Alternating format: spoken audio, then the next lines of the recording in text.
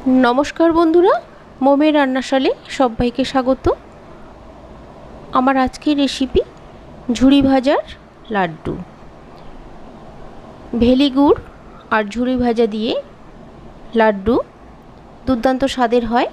ताहले शुरू करछि आजकेर रेसिपि झुड़ी भाजार लाड्डू। प्रथमे आमी एक बाटी बेसन निये नियेछि, तार मध्य आमी चा चामचेर 5 भागेर 1 भाग नुन दिलाम, दिए चामच दिए नुनटाके बेसमेर संगे मिशिए निलाम। एरपर आमी गोलमरिचेर गुঁড়ো निलाम चा चामचेर 5 भागेर 1 भाग निये गोलमरिचेर गुঁড়োटाकेও चामच दिए बेसनेर मধ্যে मिशिए निलाम। निये अल्प अल्प करे जल दिए आमी बेसनटाके माखिए नेब।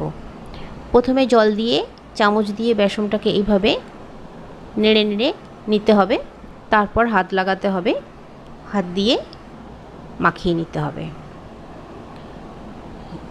अल्प अल्प करे जल दिए बेसनटाके माखिए निलाम, निये हाथेर मध्य तेल निये बेसनेर मध्य लागिए निচ্ছি।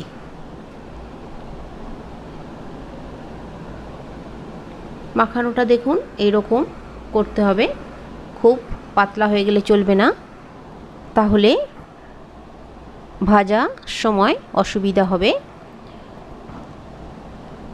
একটা ছান্তার মধ্যে আমি একটু তেল লাগিয়ে নিলাম। এরপর আমি গ্যাস অন করে কড়া বসিয়েছি, তাতে বেশ খানিকটা পরিমাণ তেল দিয়ে দিয়েছি। তেল খুব ভালো গরম হয়ে গেছে। তেল খুব ভালো গরম হয়েছে কিনা দেখার জন্য সামান্য একটু বেসমের ছিটে আমি দিয়ে দেখে নিলাম। এরপর ছান্তার মধ্যে দেখুন ওই বেসমের মাখাটা দিয়ে হাতের তালুর সাহায্যে এইভাবে ঘষতে হবে। ঘষলে ঝুড়ো ঝুড়ো হয়ে তেলের মধ্যে পড়বে, এইভাবে বানিয়ে নিতে হবে। কিন্তু একটা কথা, তেল খুব ভালো গরম হয়ে গেলে গ্যাসের আঁচটা অফ করে দিতে হবে, না তো কড়াইতে এইভাবে হাতের তালু দিয়ে দেওয়ার সময় ভীষণ তাপ লাগে, দেওয়া যায় না। অফ করে দিলে তাহলে অতটা তাপ হাতে লাগবে না, সহজভাবে দেওয়া যাবে। তারপরেই গ্যাসটাকে কিন্তু ঝট করে জ্বালিয়ে নিতে হবে।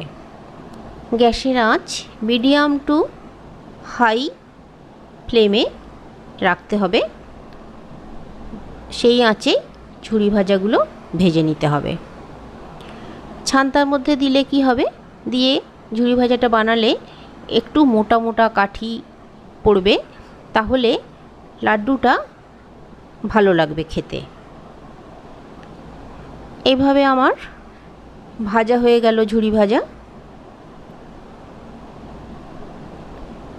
আমার রান্নার পদ্ধতি আপনাদের কেমন লাগছে অবশ্যই কমেন্ট করে জানাবেন, আর পাশে থাকা বেল আইকনটি প্রেস করবেন, সাবস্ক্রাইব করবেন, তাহলে আমার নতুন রান্নার নোটিফিকেশান আপনারা পেয়ে যাবেন।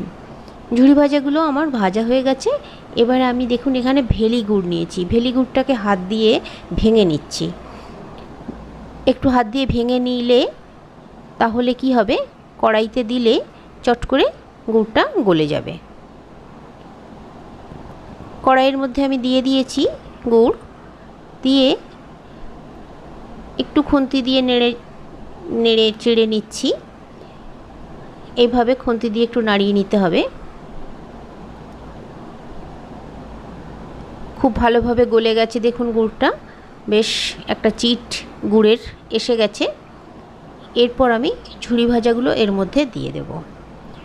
গুড়টার চিট এলে তবেই ঝুড়ি ভাজাগুলো দিতে হবে, না তো ভালোভাবে লাড্ডু বানানো যাবে না।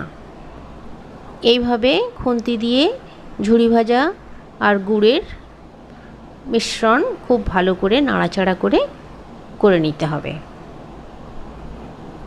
রেডি হয়ে গেছে। এবার আমি একটা থালার মধ্যে ঢেলে নিলাম, নিয়ে গরম গরম কিন্তু একটু গরম থাকা অবস্থায় লাড্ডুগুলো বানিয়ে নিতে হবে, ঠান্ডা হয়ে গেলে শক্ত হয়ে যাবে।